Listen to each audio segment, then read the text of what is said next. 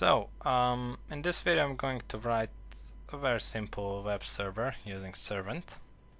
And Servant is a really nice abstraction library that kind of acts as a type-safe router for our web applications, and it's a layer on top of other web servers that are written in Haskell. And yeah, let's go to the code.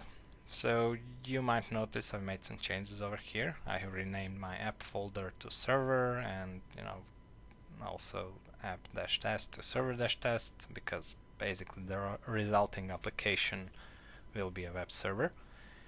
And I have deleted the lib module and created API server module in my library.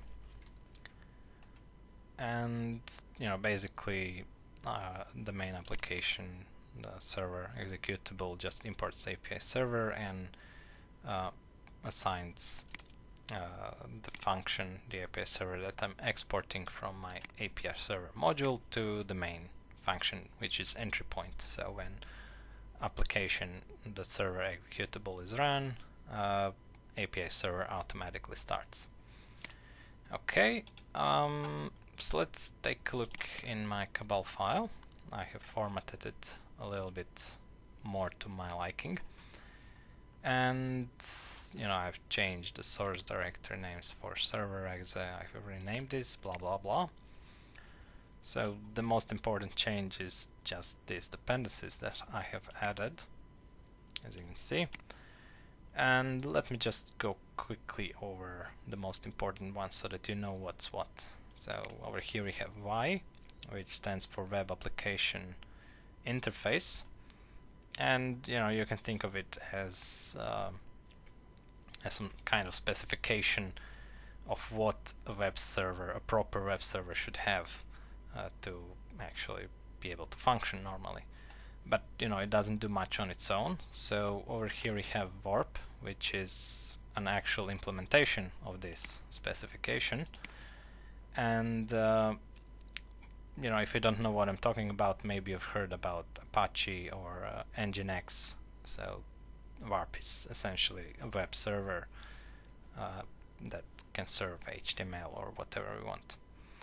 And then we have Servant, which is used for, let's just say, defining behavior of our application in the type-safe way, defining our API rather in the type-safe way, and you will see in a moment what this really means. Okay, so once you've added this to your Cabal file, you can just go and quickly try to run stack build command in your project folder, and this command should download all dependencies and try to build a project and warn you in case there are some errors that you should fix. So in my case I've already ran this before, so it went rather quickly, but in your case you might wait a little bit before all the dependencies are downloaded and compiled. Okay, so I think we can go into the code now. So first thing I want to do is just import Servant, like so.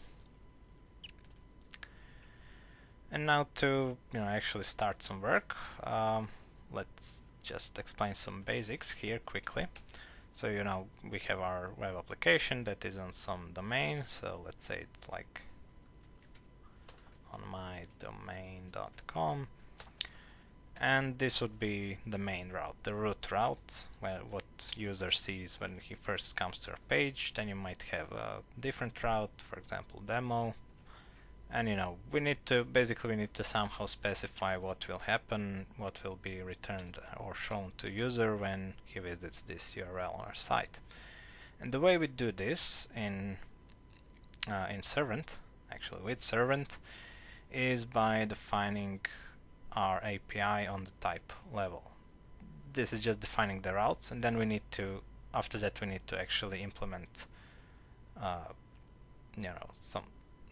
implement those routes so that they actually do something. So first we go and define a new type, and we can call it anyway. I like to call this server API.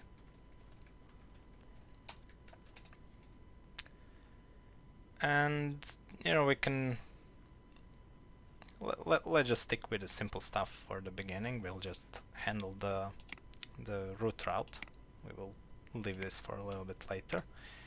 So we are basically handling a GET request. We have GET, POST, PUT, and delete requests or whatever defined by HTTP specification. So let's get, and now we need to specify with a type level list what kind of content we are going to return to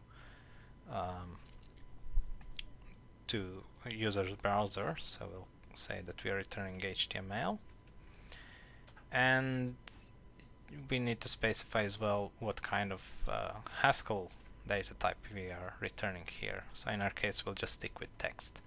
That will be, passed to the browser and presented as HTML. Okay, so now we need to provide implementation for this API, and I like to call this implementation server routes, like so. And we need to use a type constructor server that is provided by servant, and this will be server of our server API, like so. And now, since we are within a monad, we can just say return this text.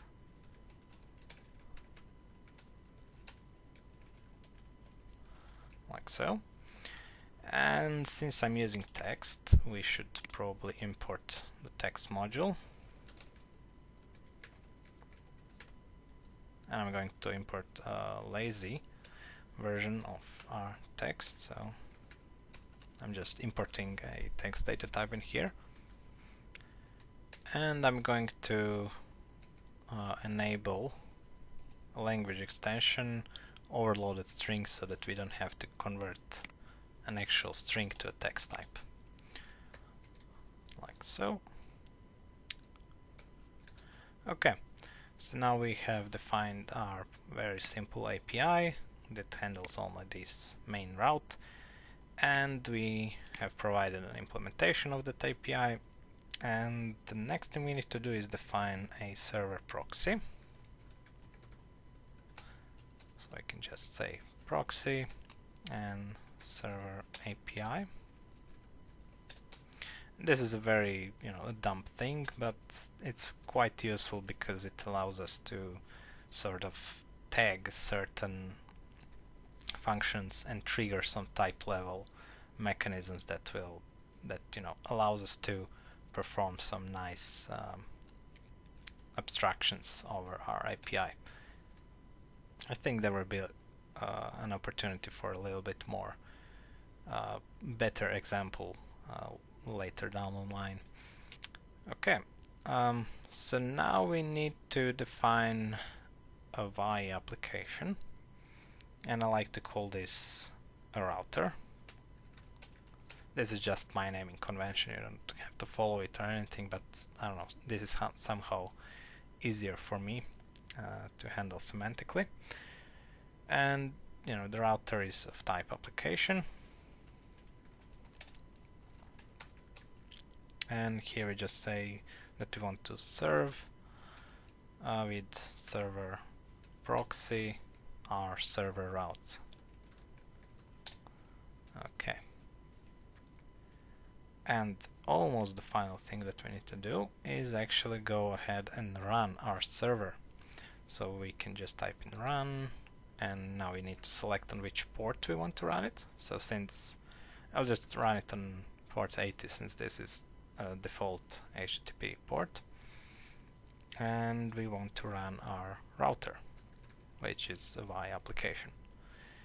And a run function actually comes from the warp handlers, so I will just import this module as well, like so. And this should be it, but we will have we have some things to do as well, but you know, let's just go and try to run this for now. And we should get some errors, of course. Okay, so as you can see, it warns us that, you know, we perhaps intended to use data kinds extension because we are using type level list in our types. So let's enable this extension like so. And it's also telling us that we don't have type constructor or class HTML. And this is true. This is really my type over here. So basically we need to provide this data type, and then we need to specify how you know, text will be converted to HTML, because as I said, we might want to give user a JSON, and then we need to specify how are we going to, you know, logically transform text into JSON or some other data structure that we want to send to the user.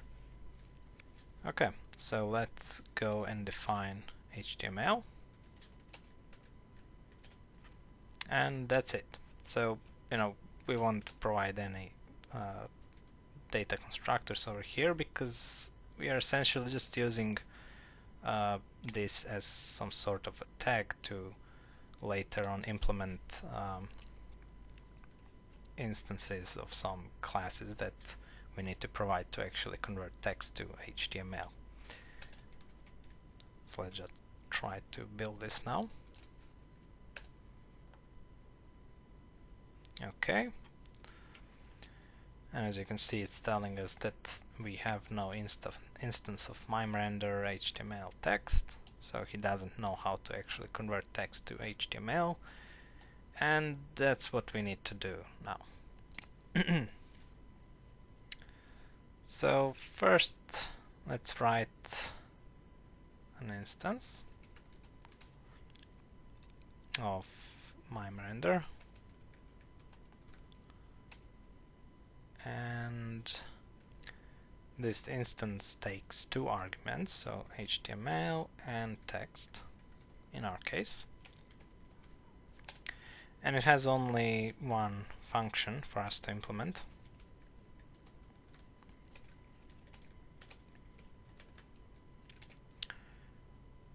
And let's just quickly comment this out and go over into REPL. Okay, so we get some errors, and I'm just going to load a servant like so, and let's take a look at type of MIME-render.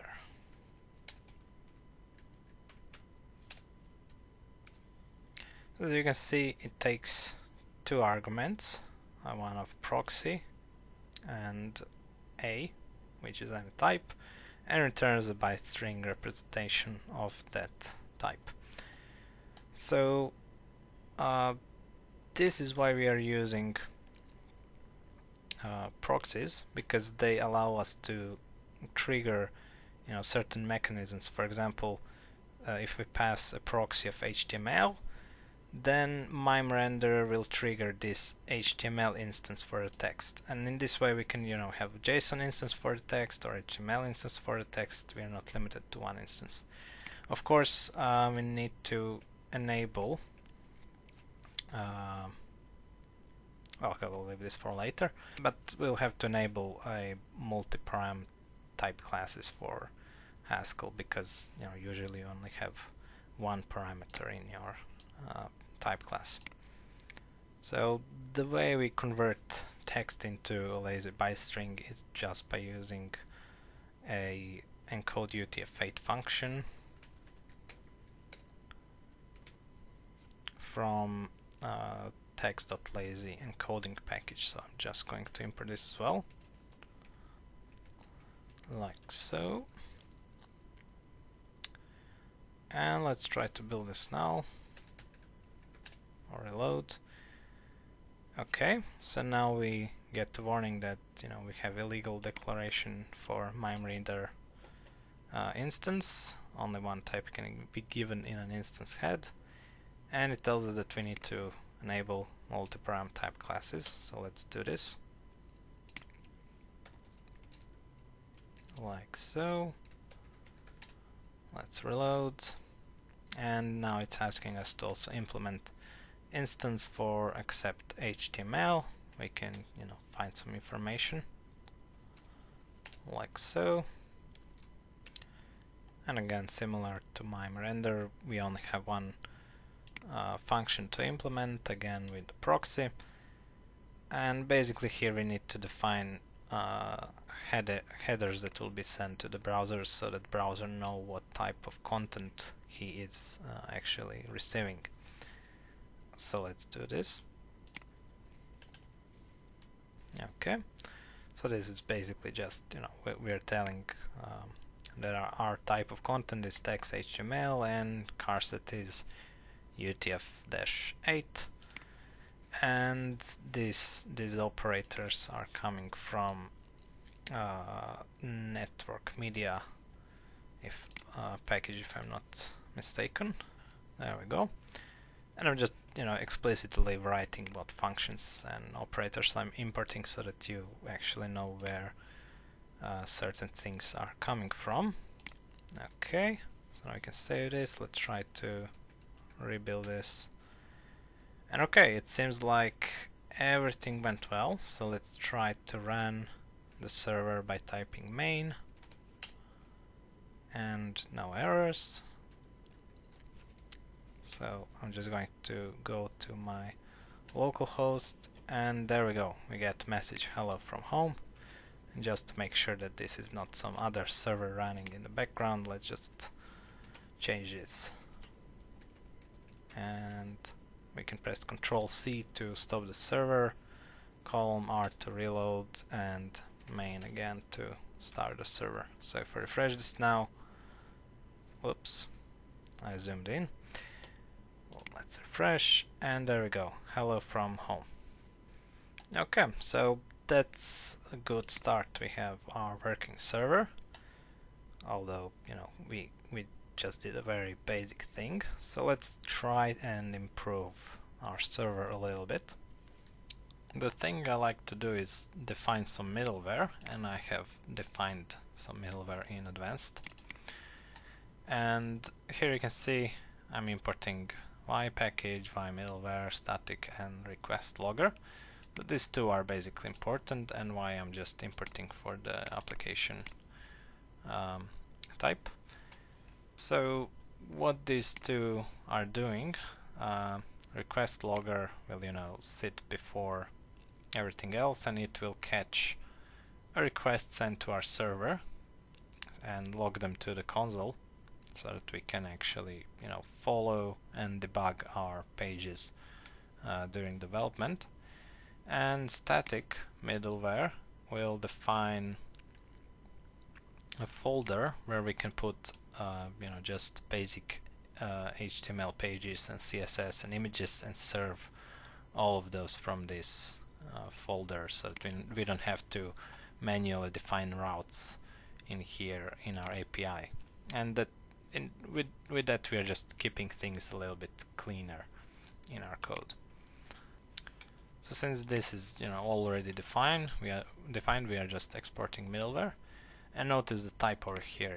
Its type is application, from application to application. So it's basically a function that will take an application and return an application. And our server API, our run function, will take a port and an application. So it's logically to conclude that we can just say middleware and pass router as an argument to this middleware. So let me just save this, and yeah, of course we need to import this module. So import API server.middleware, like so.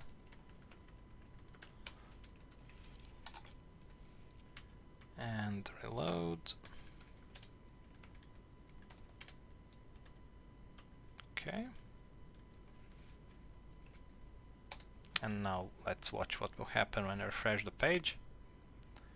As you can see, I'm getting a little log message. So it's kind of ugly at the moment. So let's refresh again. Yeah. So it's telling us, you know, this is a GET request, this is the main route over here, and, you know, this is the headers that the browser has sent. You know, browser is telling our server that he is accepting text, HTML content, application, XML, blah blah blah. And the server, you know, responded with status 200. Okay. So that's basically middleware. Let's see what else we can do. Let's just define this demo route, and we can go over here. Okay, sorry, I had a small interruption.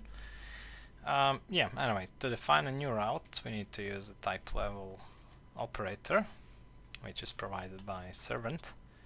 And yeah, okay, we can already. Actually, no, we need to turn on extension, which is called type operators. You know, those are kind of equivalent to how you would define an infix function. So just on the type level. So let me just format this a little bit. Okay, so now we want to define what will happen with our demo route. Yeah, sorry, another interruption. Where was I?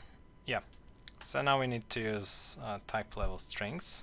Again, another a little bit advanced feature, but you know, essentially type level strings act as some sort of ad hoc data type, so that we don't have to, you know, define data demo or something for our demo URL. Okay, so this is our route. Again, another phone call. Okay, so where was I? Yeah, anyway, so we use this to define, you know, another route, then a segment of this route, so we can define another segment like stuff. And then finally we always finish with what type of request, what type of content we are returning, and what Haskell structure and data type we are actually returning to the user in the form of that content. So in this case, let's just return get, and again type level list, HTML, and text. And I'll just remove this. Okay.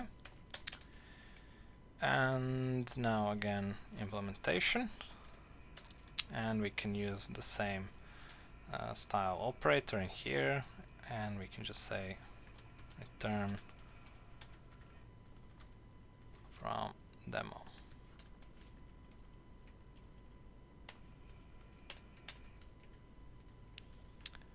I'll just go and open this in console.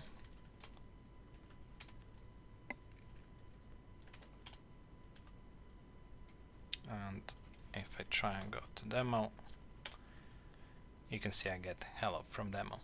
So let's also test out our middleware to see if, you know, static files are served normally from the static folder over here. And I have already prepared test HTML, and you know, we can write any text in here.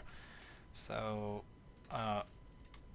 you know, static folder, you don't have to write it like static /test.html. Everything that's in static folder is, you know, considered already on the root, so we can just write /test.html, and here we go, we have our static page served. So this can be quite useful, you know, so that you don't have to specify routes for every single thing. Okay, so now we have these two basic routes. Next thing we should try is capture some parts of URL. So for example, if we have like list of users and route user/1, this one should be ID of our user. Let's try to capture that ID. So let's define another route.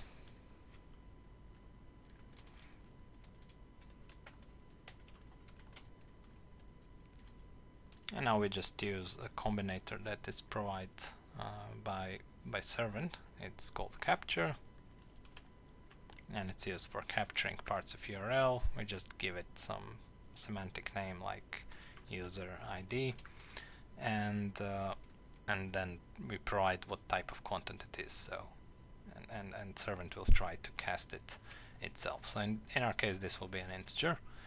And finally we define again with what type of content we are responding. Whoops. Like so. And now we need to provide an implementation. Okay, whoops. And in this case, since we are capturing a part of URL, servant will expect a function here, not an actual value that is returned, so that he can give us this value that he has captured. And we can use lambda functions for this. So we'll say that first argument is user ID. Of course, I don't really like to use lambda functions in these cases, but this is just practical. Later I will move all of this into separate modules, and every part of this route will be a separate function in its own module that will do its own thing. But for now, this should be fine. So let's just try to output ID of our user.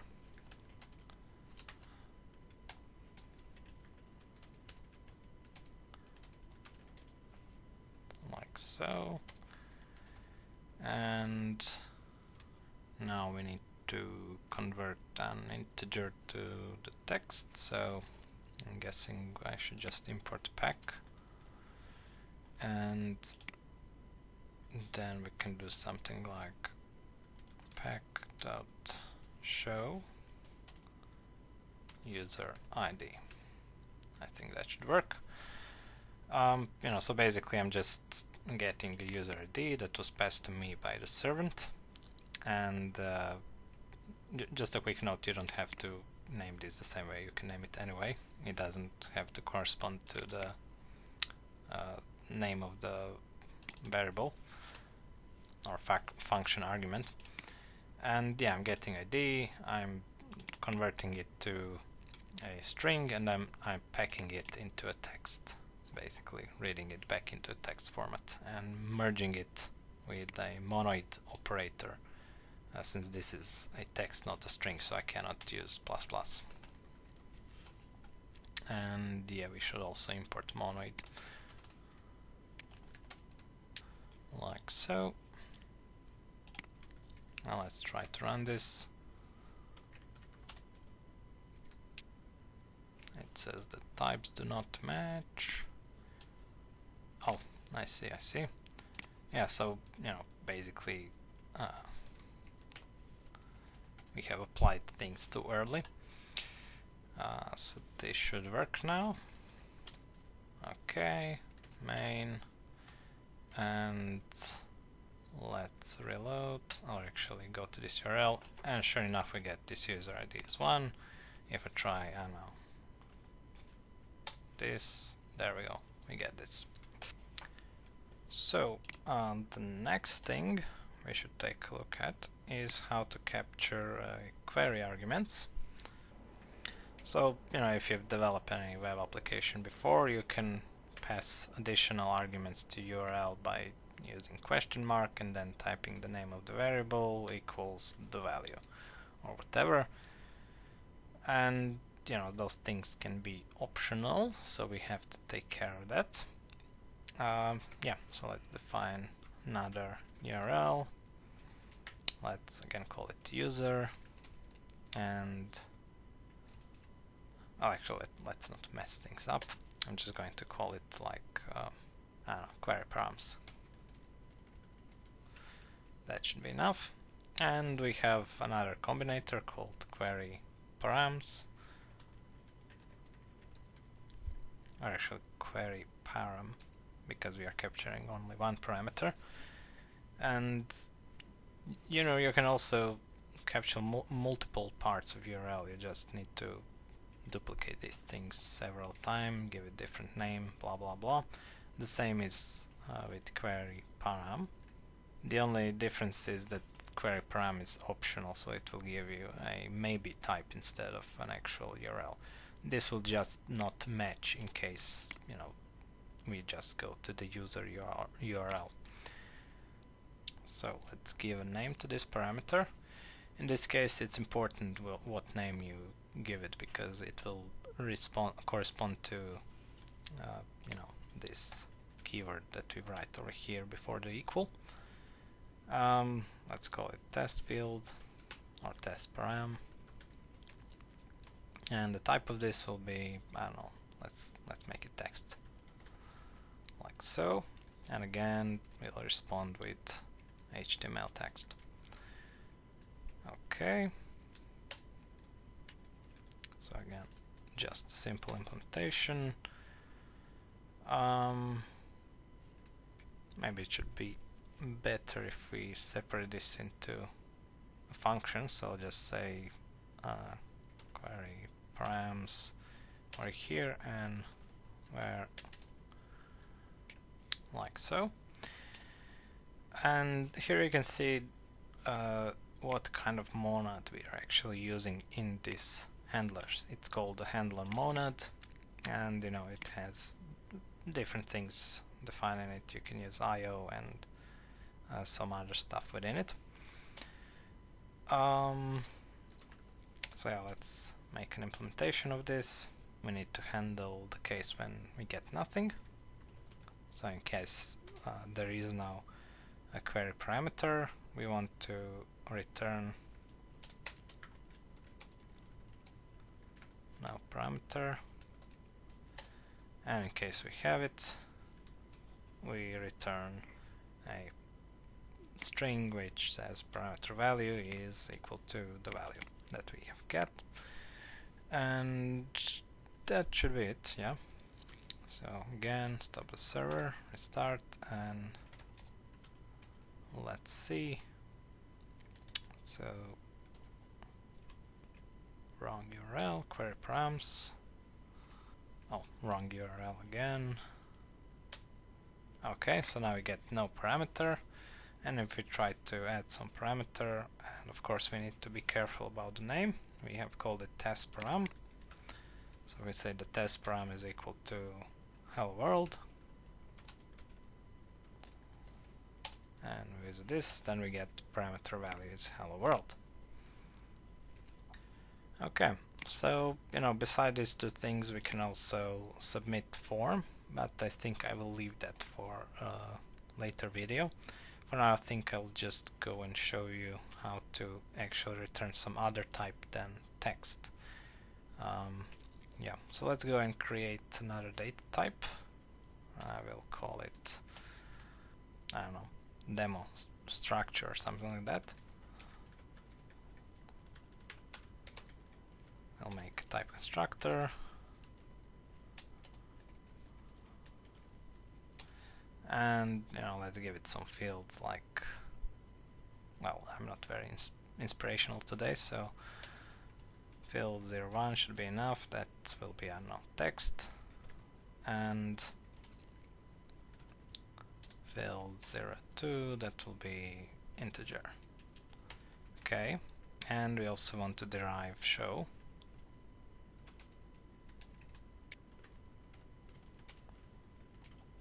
Like so. Okay, so let's define a new route. Let's call it a struct, like so, and we want to return our demo structure, so I'll just go and define a very basic instance, like so. And yeah, we want to, on get request again, we want to return, okay, again HTML. This should be fine for now, and we want to return our demo structure. And remember that I was talking about that we need to tell server how to actually, you know, convert our Haskell data type into HTML. So we have to define this. but let's first try to just write this. So basically just want to return demo structure example, and let's save and reload. Okay, so we have no instance for MIME render blah blah blah, and we could make an specific instance for this data type, but let's say that we are lazy and we just want to do some things for the development. So we can define some kind of general instance that will match everything, and we can overlap it with more specific instances when needed. So in our case, everything that can be shown, meaning that it can be converted to string, we can also convert it to HTML. So let's try to make this instance MIME render HTML, and since we are making this for some kind of general type, we just say a where MIME render is equal to, and now we need to figure out a way of converting this to a lazy byte string. So since we can since a should be showable, we should add a constraint, so show a, meaning that a should have an instance of show. And so now, since we can show it, we can just say show, and let's pack it. This will convert string to text, and we can also use our encode UTF-8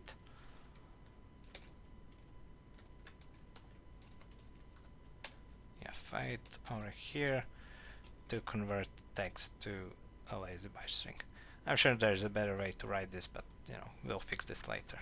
Okay, so let's try to reload, and we get an illegal instance declaration, and we get the message again that we need to use flexible instances. So let's end this as well.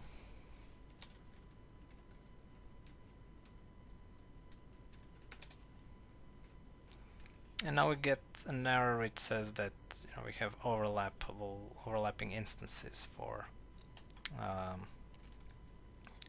this class. So we should mark this instance overlappable, so that we tell Haskell that if he finds a more specific implementation, he can use that implementation instead of the main one. Basically, we are telling Haskell that it's okay to override this instance, like so. And let's see what we can do now. There we go. So now everything compiles. Let's try to run this. Server is running, and now if I try and go to, what was the route, to the struct, there we go. We get our demo structure nicely formatted and outputted into HTML. So I think this should be all for this video. I will go and try to plan out my project a little bit more in detail now, so that we have something specific to look at the next time I see you.